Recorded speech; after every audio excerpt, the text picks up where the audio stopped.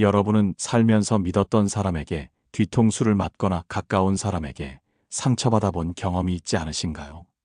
친한 친구, 믿었던 동료, 심지어 가족에게까지 배신당했을 때의 고통은 겪어보지 않은 사람은 알 수 없을 만큼 큽니다. 왜 사람들은 배신을 할까요? 그리고 어떤 사람들이 배신을 저지르는 걸까요? 오늘 우리는 배신을 저지르는 사람들의 특징과 그 이유에 대해 깊이 있게 알아보려 합니다.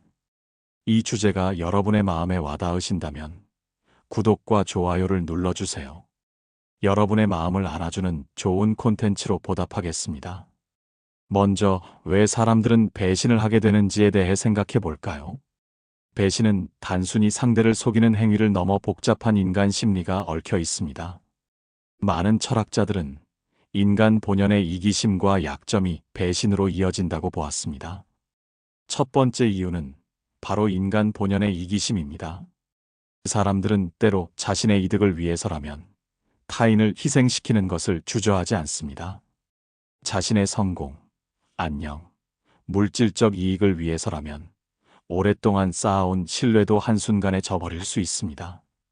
이는 쇼펜하우어가 말했듯 인간은 본질적으로 고독하고 자신의 이익을 최우선으로 생각하는 존재이기 때문일지도 모릅니다.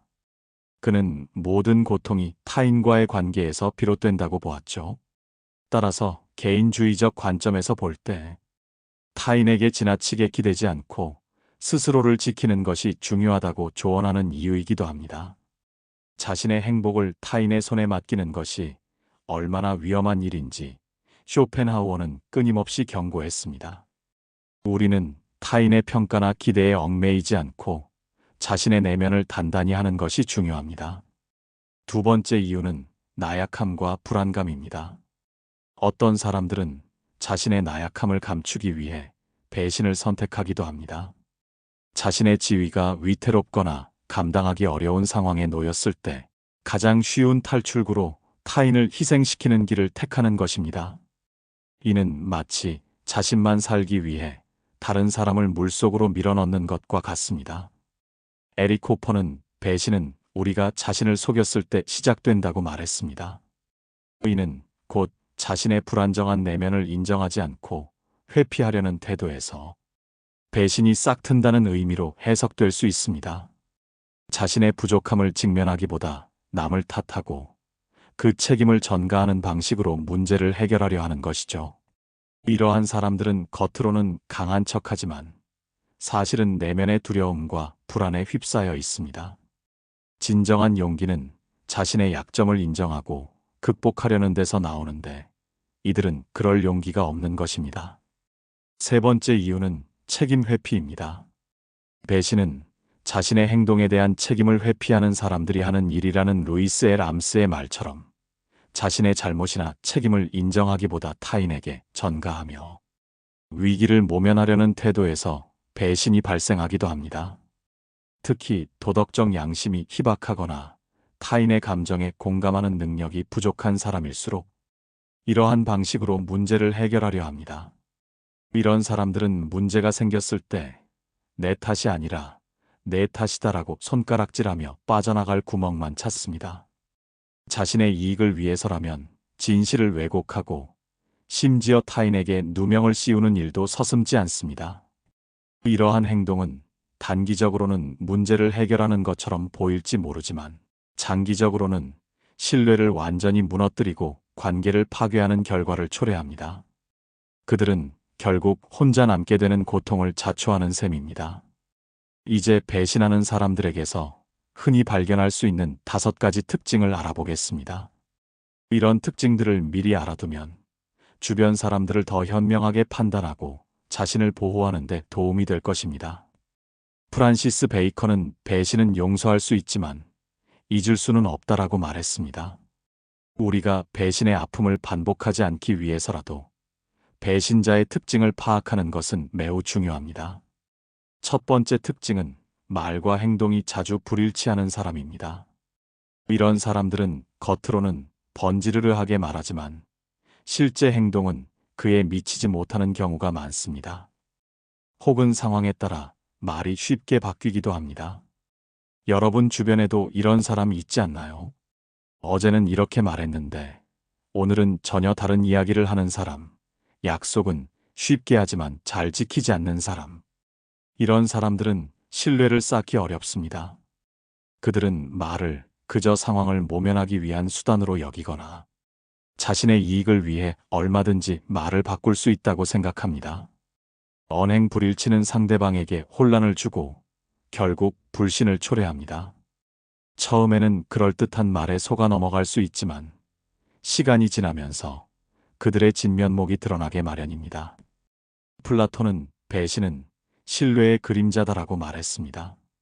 신뢰가 깊을수록 배신도 무겁게 다가오는 법인데 말과 행동의 불일치는 애초에 신뢰를 쌓지 못하게 만듭니다. 이런 사람과의 관계에서는 늘 경계심을 늦추지 않는 것이 좋습니다. 그들의 말보다는 행동에 집중하여 진정성을 파악해야 합니다. 말만 번지르르 한 사람들은 결국 중요한 순간에 당신의 기대를 저버릴 수 있습니다. 두 번째 특징은 뒤에서 남의 이야기를 자주 하는 사람입니다. 이런 사람들은 다른 사람의 험담이나 좋지 않은 소문을 퍼뜨리는 것을 즐깁니다. 심지어 친한 사람들의 단점이나 비밀을 이야기하며 자신의 우월감을 느끼기도 합니다. 여러분은 이런 사람을 신뢰할 수 있을까요? 다른 사람의 이야기를 쉽게 하는 사람은 언젠가 당신의 이야기도 다른 곳에 가서 쉽게 할 가능성이 매우 높습니다. 이런 사람들은 종종 자신을 과시하거나 타인을 깎아내려 자신의 위치를 높이려는 의도를 가지고 있습니다. 아리스토텔레스는 누구도 적이 아닌 친구에게서 배신당하지 않는다라고 말했습니다. 가까운 사람의 입에서 나오는 칼날이 더 아픈 법입니다. 이런 사람들은 관계에서 진정한 유대감을 형성하기보다 타인의 약점을 이용해 자신의 위치를 다지려는 경향이 있습니다. 그들은 표면적으로는 친밀한 관계를 유지하는 듯 보이지만 속으로는 상대를 자신의 이익을 위한 수단으로만 여깁니다. 입이 가볍고 타인의 명예를 쉽게 훼손하는 사람은 결국 신뢰를 잃고 고립될 수밖에 없습니다. 누군가 당신에게 다른 사람의 험담을 늘어놓는다면 당신이 없을 때도 마찬가지일 것이라는 점을 기억해야 합니다. 세 번째 특징은 자신의 잘못을 인정하지 않고 남 탓을 하는 사람입니다. 문제가 발생했을 때 자신의 책임을 회피하고 타인이나 상황 탓으로 돌리는 사람들이 있습니다. 이런 사람들은 실수나 실패를 통해 배우려 하기보다 어떻게든 자신은 잘못이 없다는 것을 증명하려 했습니다. 자신이 저지른 배신에 대해서도 합리화하거나 피해자 코스프레를 하는 경우가 많습니다. 조지 오웰은 배신은 우리가 믿었던 것이 아니라 우리가 믿고 싶었던 것에 대한 벌이다라고 했습니다. 이런 사람들은 현실을 인정하지 않고 자신에게 유리한 방식으로만 세상을 바라보려 합니다. 그들은 자신의 잘못을 직면하는 것을 두려워하며 스스로를 언제나 완벽하고 피해자라고 생각하는 경향이 있습니다. 이런 태도는 건강한 관계를 불가능하게 만듭니다. 왜냐하면 모든 문제의 원인을 외부에서만 찾으므로 스스로 개선하려는 노력을 전혀 하지 않기 때문입니다. 자신의 잘못을 인정하지 않는 사람은 성장할 수 없을 뿐더러 주변 사람들에게도 결국 상처를 주고 맙니다. 이런 사람들과 관계를 맺으면 당신은 끊임없이 그들의 잘못을 뒤집어 쓰거나 그들의 비난의 화살을 맞게 될 것입니다. 네 번째 특징은 주변 사람들에게 시기 질투가 심한 사람입니다. 타인의 성공이나 행복을 진심으로 축하하기보다 배 아파하고 깎아내리려는 사람들이 있습니다. 이런 사람들은 겉으로는 축하하는 척하지만 속으로는 질투심에 불타오릅니다. 심지어 상대의 성공을 방해하거나 회방을 놓기도 합니다. 여러분 주변에도 혹시 남이 잘 되는 꼴을 못 보는 사람 있지 않나요? 이런 사람들은 내면이 불안정하고 자존감이 낮은 경우가 많습니다. 타인의 성공이 자신의 실패처럼 느껴지기 때문입니다. 그들은 관계를 경쟁 구도로 인식하며 자신이 우위에 서기 위해선 타인을 끌어내려야 한다고 생각합니다.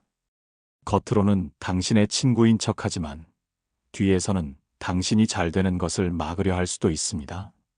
윌리엄 셰익스피어는 배신은 결코 용서하기 어렵다라고 말했습니다. 특히 질투에서 비롯된 배신은 그 근원적인 악의 때문에 더욱 용서하기 힘든 경우가 많습니다. 이런 사람들과 가까이 지내면 언젠가 당신의 기쁨을 앗아가거나 당신에게 해를 끼칠 수 있습니다. 당신의 성공을 진심으로 기뻐해 주지 못하는 사람과는 거리를 두는 것이 현명한 선택입니다. 그들의 부정적인 에너지는 당신의 삶에도 악영향을 미칠 수 있습니다. 다섯 번째 특징은 위선적이고 이중적인 태도를 보이는 사람입니다. 이런 사람들은 겉과 속이 다르고 상황과 대상에 따라 태도가 극명하게 달라집니다. 자신보다 강한 사람 앞에서는 한없이 약하고 비굴하지만 약한 사람 앞에서는 거만하고 무례하게 행동합니다.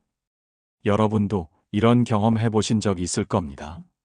나에게는 친절했는데 다른 사람에게는 냉정하게 대하는 모습을 본 적 있지 않나요? 이런 이중성은 상대방에게 깊은 불신을 안겨줍니다. 그들은 진심으로 관계를 맺기보다 자신의 목적을 달성하기 위한 도구로 타인을 이용합니다.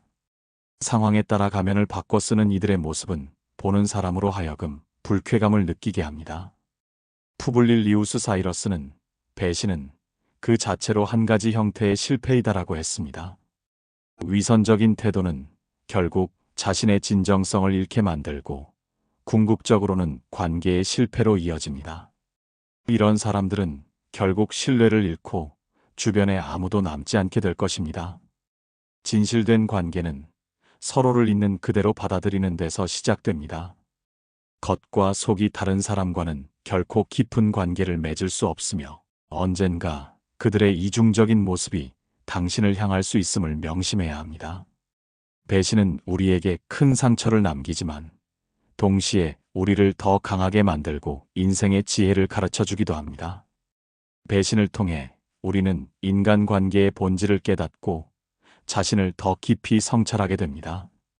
용서는 배신한 사람을 위한 것이 아니라 바로 우리 자신을 위한 것입니다. 과거의 상처에서 벗어나 새로운 시작을 할 수 있는 용서의 힘을 믿으세요. 배신은 끝이 아니라 새로운 시작입니다. 라는 말처럼 이 경험을 통해 더욱 단단해지고 현명해질 수 있습니다. 그리고 배신을 통해 얻은 지혜를 바탕으로 자신을 진정으로 지지하고 아껴주는 사람들과의 관계를 강화해야 합니다. 진정으로 당신을 아끼는 사람들은 당신의 기쁨을 함께 나누고 어려울 때 곁을 지켜줄 것입니다. 해로운 관계는 과감히 정리하는 용기도 필요합니다. 당신의 정신 건강과 행복을 위해 불필요한 관계는 단호하게 끊어낼 줄 알아야 합니다. 만약 지금 배신으로 힘든 시간을 보내고 있다면 분노에 휩싸이기보다 스스로에게 질문하며 감정을 조절하는 것이 중요합니다. 왜 이런 감정을 느끼는지, 이 상황에서 내가 배울 수 있는 것은 무엇인지 자문해 보세요. 그리고 자신을 돌아보는 기회로 삼아 앞으로 어떻게 살아가야 할지 고민해 보세요. 이 고통스러운 경험이 당신의 삶의 방향을 재설정하는 계기가 될 수 있습니다. 필요하다면 전문가의 도움을 받는 것도 좋은 방법입니다. 혼자서 감당하기 어려운 감정은 전문가의 지지를 통해 건강하게 해소될 수 있습니다. 배신은 고통스럽지만 그로 인해 우리는 더 강해집니다. 배신을 끝이 아니라 새로운 시작으로 여기고 더 단단하고 현명한 삶을 향해 나아가시길 바랍니다. 오늘 저희의 이야기가 여러분의 삶에 작은 위로와 지혜가 되었기를 바랍니다. 다음 시간에도 여러분의 마음을 안아주는 좋은 콘텐츠로 다시 찾아뵙겠습니다.